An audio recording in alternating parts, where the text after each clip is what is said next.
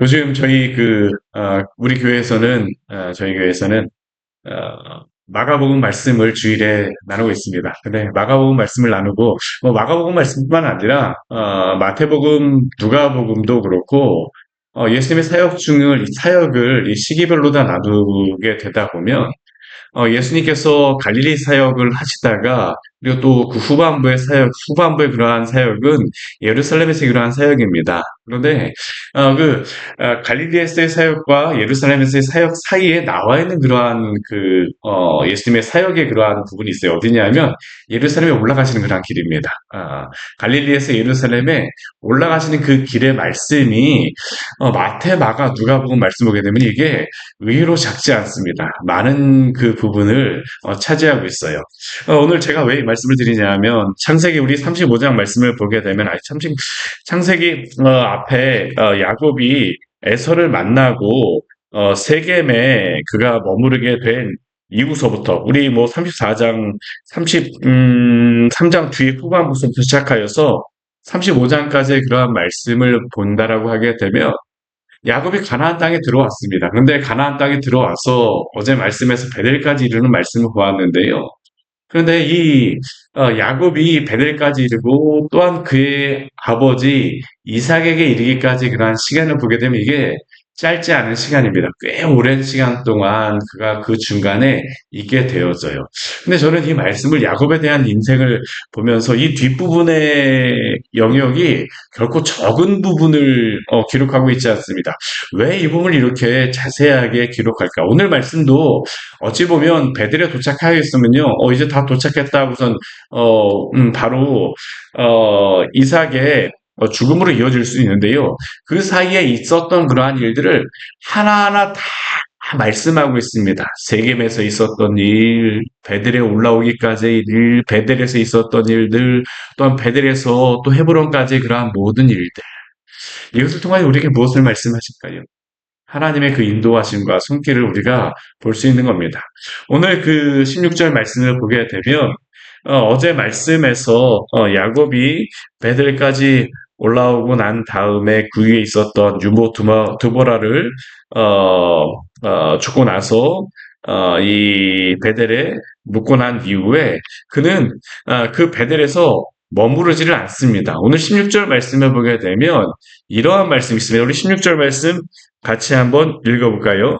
그들이 베델에서 길을 떠나 에브라스에 이르기까지 얼마간 거리를 둔 곳에서 라헬이 해산하게 되어 심히 고생하여. 야곱이 베델에 머무른 게 아니고요. 길을 떠났다라고 합니다. 그래서 어디로 가냐면 에브라스에 이르렀다라고 합니다. 에브라. 이 에브라 지역은 어디냐면 베들레헴 옆에 있는 그러한 지역입니다.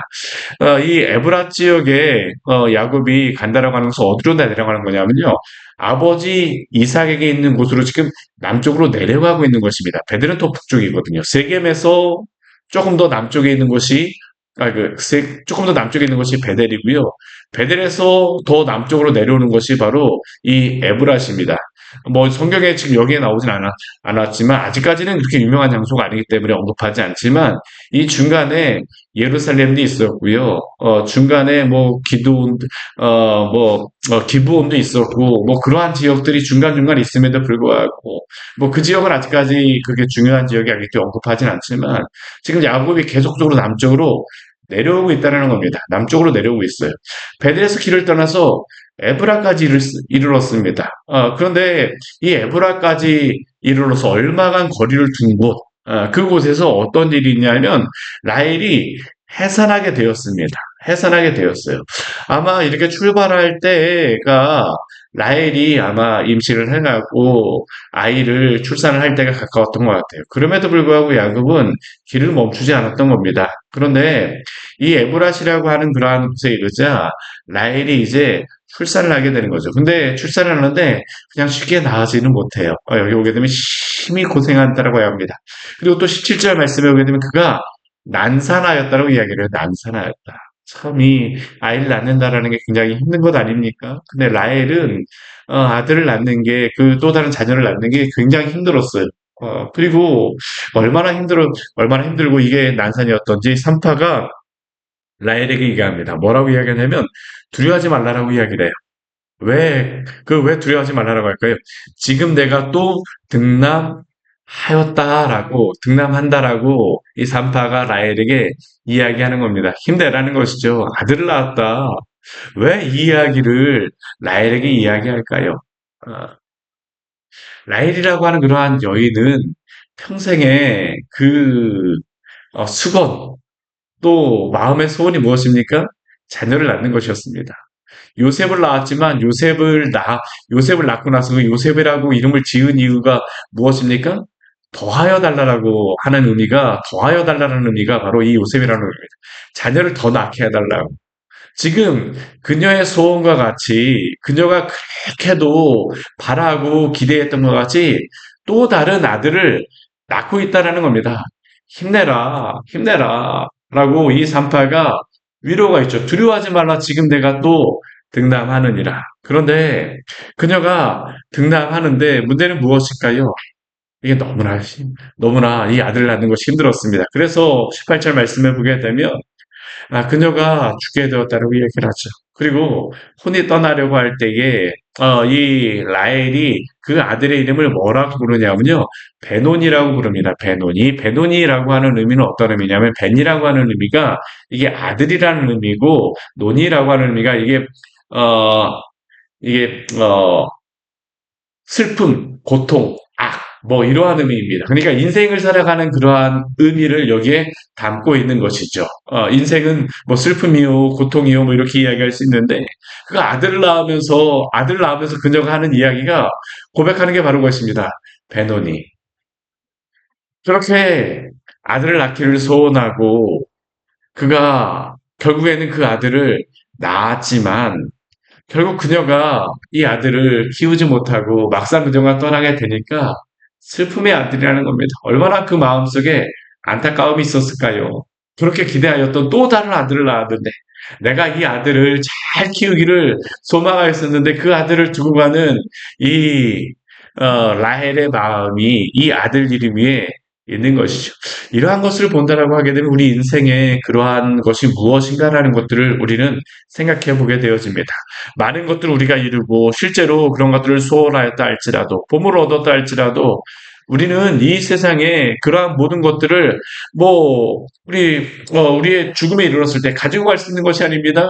우리 인생의 마지막에 정말로 우리에게 의미가 있는 것은 무엇일까요? 예수 그리스도밖에 없겠죠. 우리 인생의 참된 보물이신 그리스도.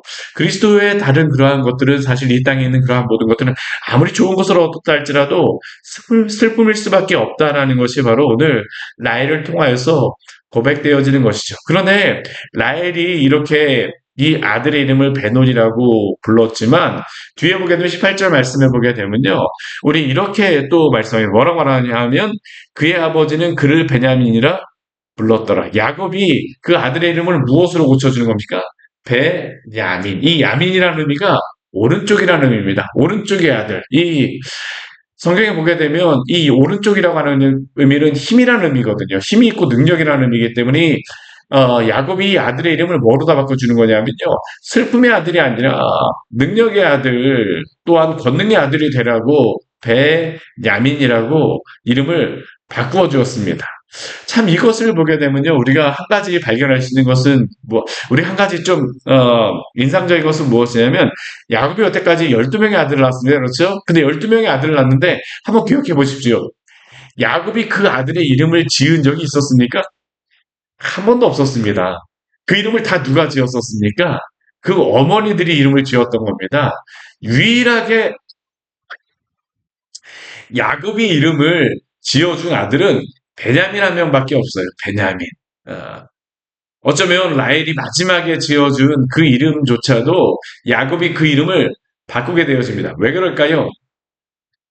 야곱의 그러한 인생 가운데 변화된 것이 있다는 것을 여기서 보여준 것이죠. 하나님을 대면하며 하나님 앞에 살아가고자 하는 그 야곱.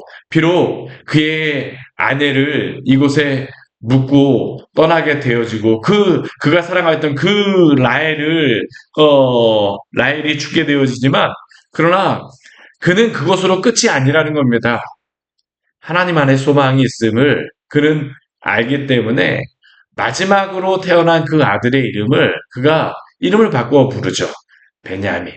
오늘 그 19절 말씀을 보게 되면 라헬이 죽어서 어디에 장사했다라고 하냐면 에브랏 곧 베들레헴 길에 장사되었다라고 이야기를 합니다.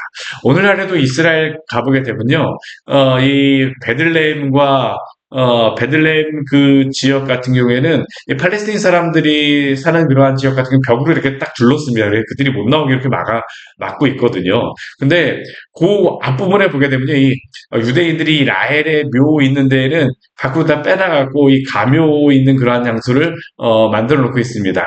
지금도 그래서 많은 사람들이 가갖고 이 라헬의 묘가 있는 곳에서 이 유대인들 종교인들이 가갖고 기도도 하고 뭐 종교적인 그러한 장소로 삼고 있는데요. 야곱이 이 사랑하는 아내를 이 베들레헴 길에 묻게 되어지는 것이죠. 그리고 그는 이곳에 묘비를 세우고 라헬의 묘비라고 일컫게 되어집니다. 그러면 야곱은 여기에 머물러 있을까요? 오늘 머무르지 않습니다. 오늘 21절 말씀을 보게 되면 또 이렇게 해석합니다. 우리 21절 말씀 같이 한번 읽을까요? 이스라엘이 다시 길을 떠나 에델망대를 지나 장막을 쳤더라. 야곱이 길을 다시 떠났다고 이야기해요. 근데 여기 인상적인 게 무엇입니까? 이전에는 야곱이라는 이름으로 부르는데요. 21절 이후에서는 이름이 바뀝니다. 무엇으로 바뀝니까? 이스라엘로 바뀌게 되어지죠. 그 아들의 이름을 바꾸고 나서 다시 길을 떠나게 된다는 겁니다. 하나님 의지하여 간다는 겁니다. 하나님 의지하여서. 어쩌면 지금까지 그가 사랑하였던 마지막 그가 가장 사랑했던 라헬을 묻었지만 그러나 하나님 보고 지금 이제 가게 되어지는 거죠. 그리고 그 길을 가는 가운데 어떤 일이 벌어지게 됩니까?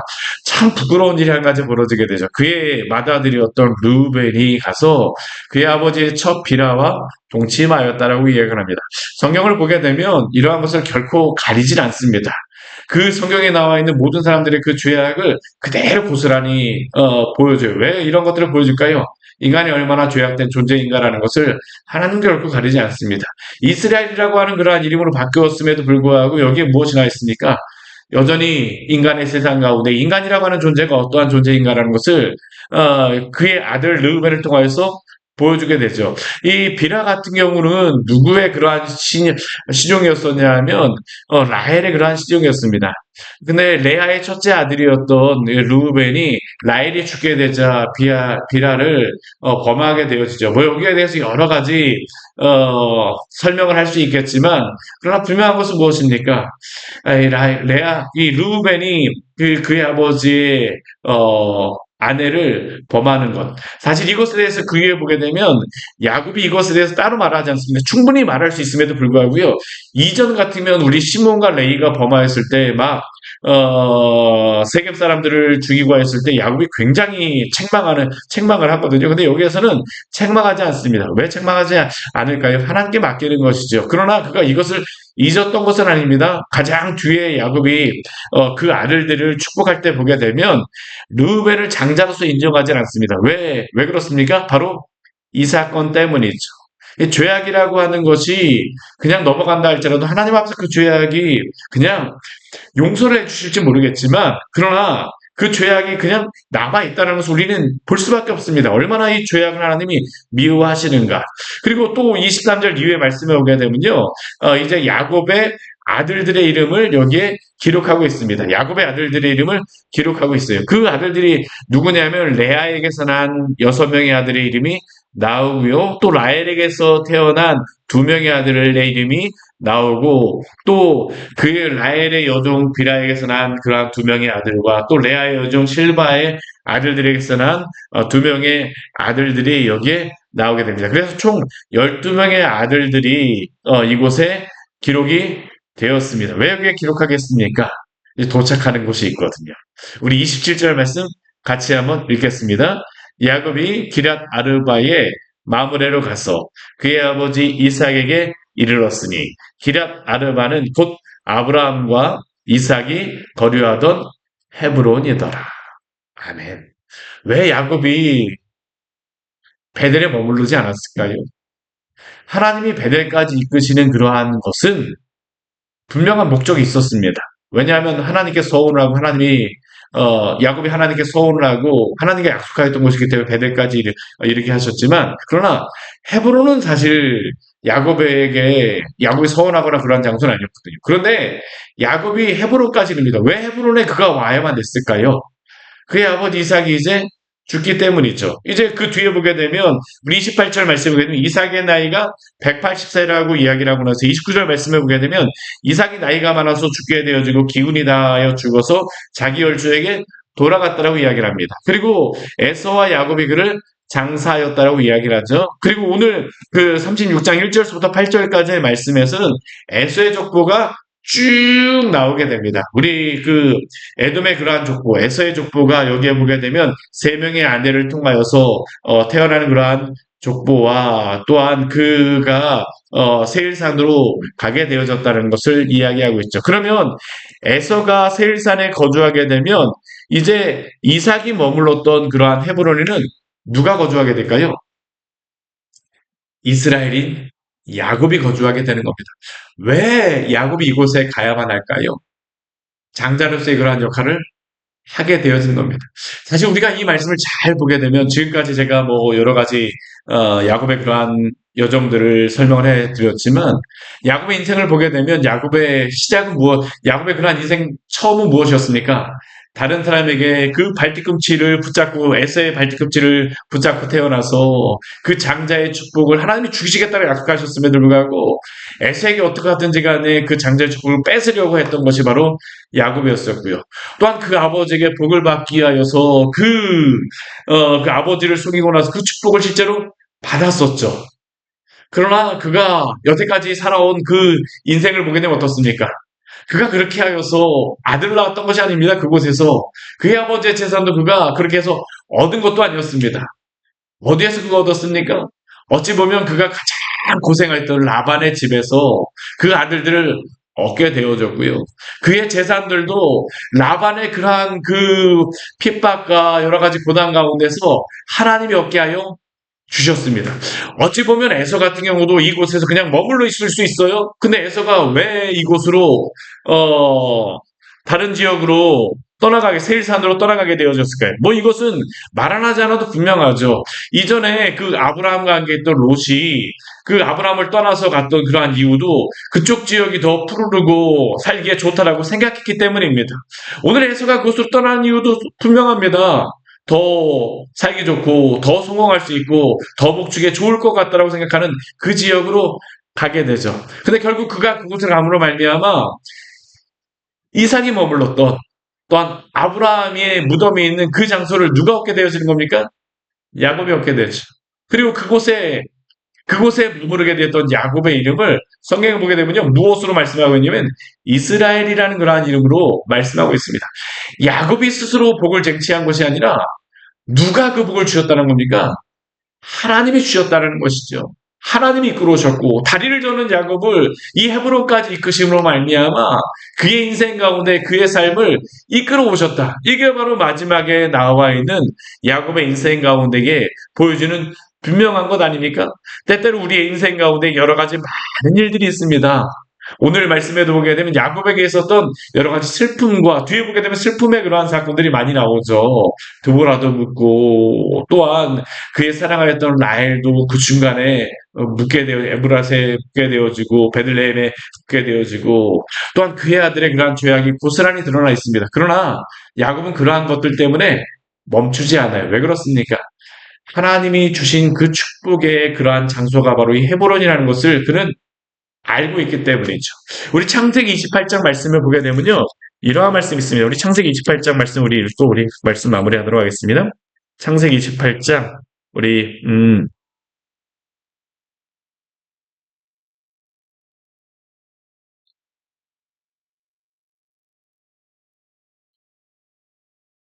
창세기 28장 우리 말씀 우리 같이 한번 보도록 하겠습니다. 우리 18절, 우리 13, 14, 15절 말씀 우리 같이 한번 읽겠습니다. 또 본즉 여호와께서 그 위에 서서 이르시되 나는 여호와이니 너의 조부 아브라함의 하나님이요 이삭의 하나님이라. 내가 누워 있는 땅을 내가 너와 내 자손에게 주리니 내 자손이 땅에 티끌같이 되어 내가 서쪽과 동쪽과 북쪽과 남쪽으로 퍼져나갈지며 땅의 모든 족속이 너와 내 자손으로 말미암아 복을 받으리라.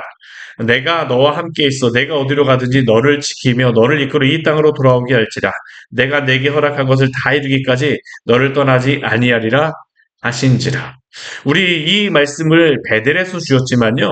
근데 이 말씀을 줄 때 우리 13절 말씀을 보게 되면 단서가 되어지는 게 있었습니다. 무엇입니까? 그냥 너 야곱을 가지고만 이야기하지 않습니다. 누구와 함께 같이 이것을 이야기합니까? 아브라함과 이삭과 그리고 야곱까지 이르는 그러한 복이죠. 그리고 아브라함과 이삭에게 주셨던 그 복의 땅까지 내가 너를 이끌겠다라고 하는 것이 바로 야곱에게 또한 이스라엘에게 주셨던 약속입니다. 그리고 이곳까지 이르게 하는 것, 바로 그것은 중요한 것이 어딜까요? 헤브론이라는 것입니다. 사랑하는 여러분, 하나님께서 결코 당신의 백성들을 택하셨다라면 결코 버리시지 않습니다. 우리의 인생의 호흡이 다 하늘까지 이끌어 가신 하나님을 기대하며 또한 믿음으로 우리가 살아가기를 원합니다. 같이 기도하도록 하겠습니다. 하나님 아버지 오늘 말씀을 통하여서 우리에게 귀한 은혜를 주니 감사를 드립니다. 야곱의 인생 가운데에 어, 라반에게 도망가서 있었던 그 바단 아람에서의 삶이 20년이었다라고 하게 되면 그 바단 아람에서 라반과 헤어지고 나서 숫곳에서 세겜으로, 세겜에서 베델으로, 베델에서 헤브론까지 이르는 그러한 길이 또한 20년 정도 되었습니다. 그의 삶을 이끌어 가시는 여러 일들과 또한 많은 시간 가운데에서 하나님께서 야곱을 이스라엘로 바꾸셨음을 또한 오늘 말씀을 통하여 우리에게 또한 보여주시니 감사를 드립니다. 우리 인생길 또 여러 가지 많은 일들이 있지만 그러나 그 가운데에서 하나님의 그 손길 가운데에 우리를 이끌어 주심을 기억하게 하여 주시고 야곱을 이스라엘로 이끌어 주시고 또한 빚어 주셨듯이 또한 저희의 삶을 주의 손길에 따라 이끌어 가심으로 말미암아 주 예수 그리스도를 닮아가는 우리의 복된 인생이요 또한 모습이 되어 줄 수 있도록 주여 저희를 빚어 주시고 인도하여 주시옵소서. 예수님 이름으로 기도드립니다. 아멘. 오늘 말씀 같이 기억하시면서 기도하며 나가도록 하겠습니다.